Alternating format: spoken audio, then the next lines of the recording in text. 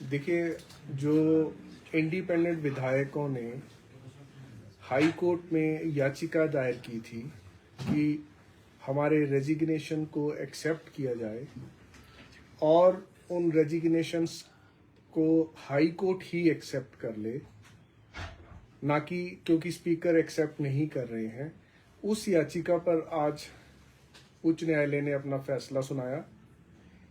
न्यायालय एक प्रश्न की जो याचिकाकर्ताओं की न्यायालय से गुहार थी, प्रेयर थी कि हमारे रेजिग्नेशन उच्च न्यायालय ही स्वीकार कर ले, उस प्रेयर को हाई कोर्ट ने रिजेक्ट कर दिया है। उन्होंने कहा है कि हाई कोर्ट इस प्रेयर को स्वीकार नहीं कर सकता है। परंतु दूसरी तरफ उच्च न्यायालय में एक डाइसेंटिंग व्यू आया है दोनों माननीय न्यायाधीशों में।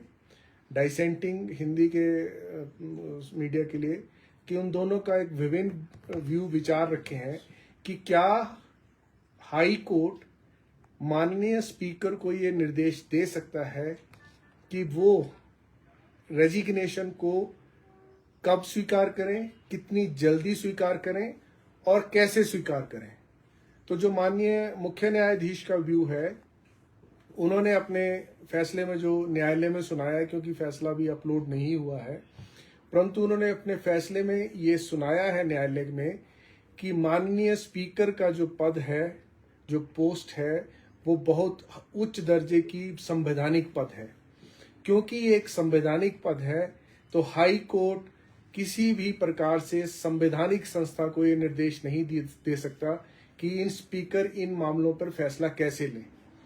परंतु माननीय न्यायाधीश ज्योत्सना दुआ रेवाल जी का मत है, जो न्यायालय में एक्सप्रेस किया गया, कि क्योंकि हाई कोर्ट 226 में जुडिशियल रिव्यू कर रहा है, जिसमें स्पीकर द्वारा रेजिग्नेशन स्वीकार ना करने के मामले को चुनौती देगी है, तो यद्यपि हाई कोर्ट एक्सेप्ट नहीं करेगा रेजिग्नेशन, ये पावर सिर्फ माननीय स्पीकर साहब के पास है, परंतु हाई कोर्ट स्पीकर को ये डायरेक्शन दे सकता है कि वो इस मामले का जल्द निपटारा करे या विद इन 2 वीक्स निपटारा करे। उन्होंने 2 सप्ताह के शब्दों का इस्तेमाल किया है कि वो 2 सप्ताह में निपटारा करें।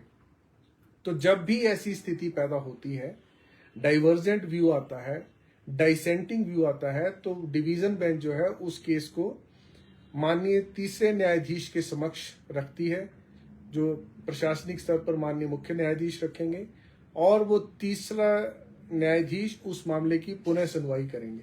तो उस सुनवाई के पश्चात जो भी फैसला माननीय तीसरे न्यायाधीश देंगे, वो फैसला अंतिम फैसला होगा। क्या वो थर्ड बेंच को रेफर किया गया है, क्या वो लिमिटेड पॉइंट पर ही देंगे, स्पीकर को निर्देश दे सकते हैं या नहीं दे सकते, इसी मुद्दे पे करेंगे या दोबारा से पूरे मामले की सुनवाई करेंगे? देखिए, होगा लिमिटेड फैक्ट्स पर ही, वो लिमिटेड क्वेश्चन माननीय डिवीजन बेंच ने बना दिया है, और वो प्रश्न जो तीसरे न्यायाधीश के समक्ष जाएगा, वो यही प्रश्न है, whether high court can direct the speaker to decide the issue in a particular manner और इन ए पर्टिकुलर टाइम।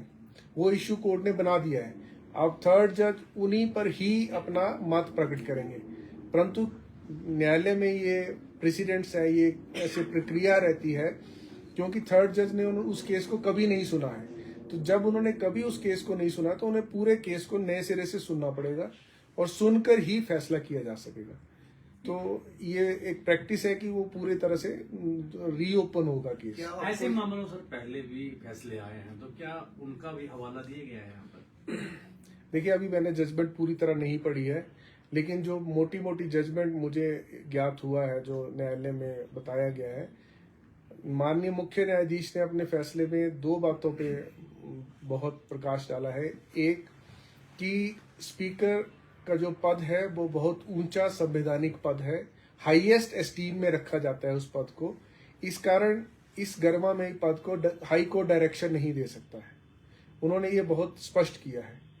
परंतु जो जस्टिस ज्योत्सना दुआ रेवाल जी की जजमेंट है, वो उसमें उन्होंने ज़्यादा एक्सप्लेन नहीं किया, तो वो अभी हमें पता नहीं चल पाया है। तो जैसे ही ये जजमेंट अपलोड होगी, वो जनता की निरीक्षण के लिए, उनकी पढ़ाई के लिए वो वेबसाइट हिमाचल हाई कोर्ट पे अवेलेबल रहेगी। अगली तारीख क्या कोई मुकर्रर होगी? नहीं, इसमें अभी ये जो मामला है प्रशासनिक स्तर पर, एडमिनिस्ट्रेटिव साइड पर माननीय मुख्य न्यायाधीश जी के पास जाएगा।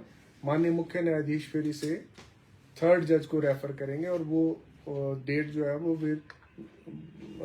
कॉज लिस्ट में वो मामला लगेगा, तब वो डेट आ जाएगी। क्या इस फैसले का क्या अब स्पीकर के पास जो याचिकाएं हैं ऑलरेडी है, क्या उन पे तो उनकी वो तो सुनवाई कर सकते हैं, इसका कोई उनकी सुनवाई पे तो कोई असर नहीं पड़ेगा? देखिए, ये बहुत संवैधानिक रूप से 3 इंडिपेंडेंट एमएलएज ने इस मामले को पेचीदा बना दिया है। अगर वो हाई कोर्ट को अप्रोच नहीं करते तो मेरा ये मानना है कि स्पीकर महोदय इस मामले पर तुरंत कार्रवाई कर रहे थे, क्योंकि उन्होंने जिस दिन हाई कोर्ट में वो डेट लगी उसी दिन की डेट उन्होंने पहले ही फिक्स की थी कि आप अपना जवाब दें, परंतु इस इन बिटवीन उस डेट को लगने से पहले उन्होंने हाई कोर्ट अप्रोच कर लिया।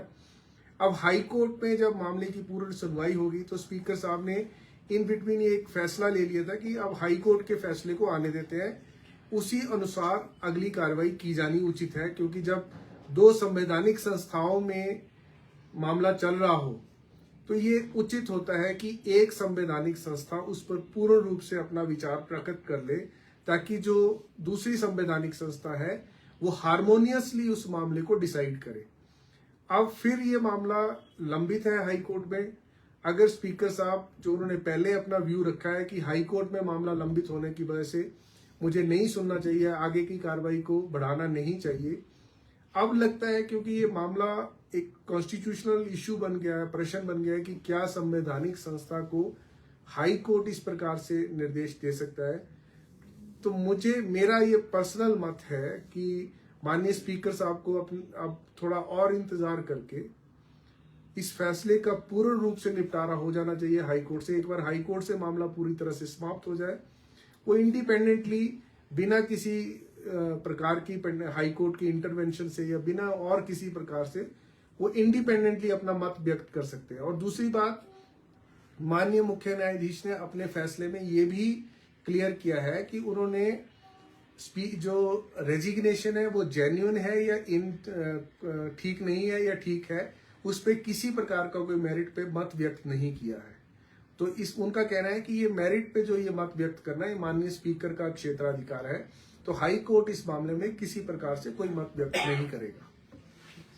Thank you.